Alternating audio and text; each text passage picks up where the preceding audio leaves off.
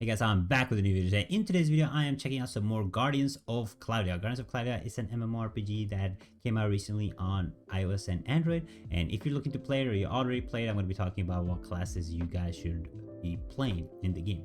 If it's your first time here, won't be your last, give me a thumbs up. Make sure you guys subscribe. Before we jump into today's video, I want to talk about today's sponsor, which is Huawei AppGallery. So since it is a sponsor, you guys are going to get some free stuff. So Huawei AppGallery is basically a place where you can download apps and games like App Store or Play Store as its own store.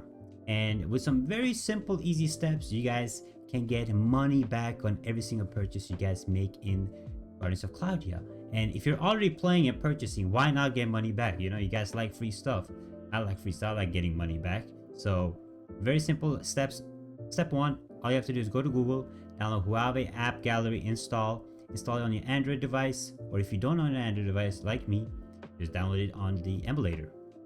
Once that's done, that was step one. Very simple. You go to the next step, which is you download an HMS core extension via AppGallery. Once you've downloaded the HMS core extension via AppGallery, all you have to do, guys, is you go to your HMS core and the settings, you make your own Huawei ID. It goes very fast. It takes a minute tops. Use your email, and once that is done, this is a very important step. This campaign will only be available in France. So what you want to do, you want to go to settings, and then you want to country region, and you want to just switch to France. You don't need no VPN or anything like that. Just simple click France, and you are done. Once that's done, you just again and you just download Guardians of Cloudia through the Huawei AppGallery, and that is it. You're completely done with that. And now what you want to do is you go to the game, you go and purchase whatever you want. You're gonna get 10% off on every single purchase. So let's say I spend $100, that means I will be getting 10% back in Huawei points. So basically what that means is, let's say I purchased a $100 pack and I use PayPal or credit card, whatever. I spend $100, then I claim my Huawei points. And once I claim the Huawei points, next time I make a purchase, I just use Huawei points as my payment instead of using PayPal or whatever. So you guys can basically collect your points and get free stuff. Now, if you are a high spender, you're a whale, and you like to spend extra money, you can join the VIP with the link in the description. That will give you some percentage off on every single purchase every single month. That is it. Guardians of Cloudia, sponsored by Huawei AppGallery. So check it out and let's jump right into the video. Okay, now let's talk about the 5 classes. We're going to be starting up with the Archer. Now the Archer's DPS, which has a subtree of Windtalker and Sharpshooter, isn't the highest. If you compare the Archer's DPS to the other DPSs in the game, it's probably one of the lowest. However, the Archer does have the range that other high DPSs lack, so you'll be able to do some good damage from range, and it has some decent mobility, so you can get out of situations way easier. If you're used to playing a typical Archer Ranger in MMORPGs, definitely go for the Archer, but don't expect to keep up with the DPS that the other classes do. Just remember that it is a mobile MMORPG and range is always your friend.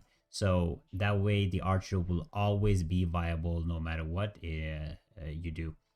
Next up is the Mage. Now the Mage, again, is typical wizard mage, magical attacker, has a long to mid range. It has both pyro damage and aqua damage as its subtrees. And Mage is high up there when it comes to damage. So if you're looking for a long range high damage dealer with high both explosive damage and good DPS overall that can compete with the other classes, definitely suggest you guys to go for the Mage. It is again the typical Mage class that you go cast spells and has mid and long range, and overall a very good and decent damage that you get from the Mage, and you can compete with the top DPSs. So it is better damage than the Archer.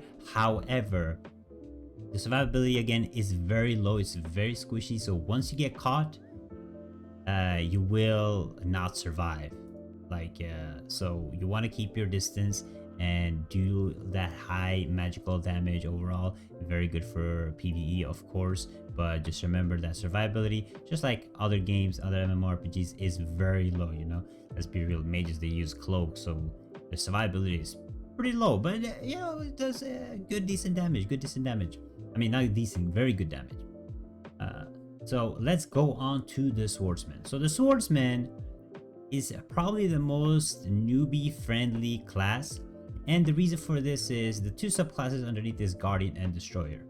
And just like other MMORPGs, the Swordsman and the Guardian, it is the typical tank, you know, and the DPS version of it, the Destroyer, can do some decent DPS. Now, the DPS does not compare to the other DPSs. However, it has good survival, good defense, and you'll be able to take much more attacks than any other classes. So the swordsman is the typical like tank. So if you're used to playing like the typical warrior class, or you know, like type berserker DPS class, definitely go for the swordsman. Again, it is the tank of the game, and you will have some nice survivability. You know, you got that armor to protect you a little bit. But again, it is a melee class, so if you're going for like a full hardcore melee DPS, don't go for the swordsman, okay? And if you're going for the try to compete with a high DPS, don't go for the swordsman. It's more like an overall character, and it's very easy to play, very newbie friendly. So go for the swordsman if you want to be a little more tanky than the other classes. Next up is, I'm gonna skip over the oracle. We go keep the the oracle for the last. I want to go with the rogue. You guys can see it here. So the rogue is the typical assassin. It has the shadow dancer and slayer as the subclasses, and the rogue, there is no thing, I can't speak, there's nothing competing with the rogue when it comes to damage. The damage of the rogue is the highest in the game. So if you're looking for that high top tier DPS and you want to compete on the top DPS leaderboard, go for the rogue.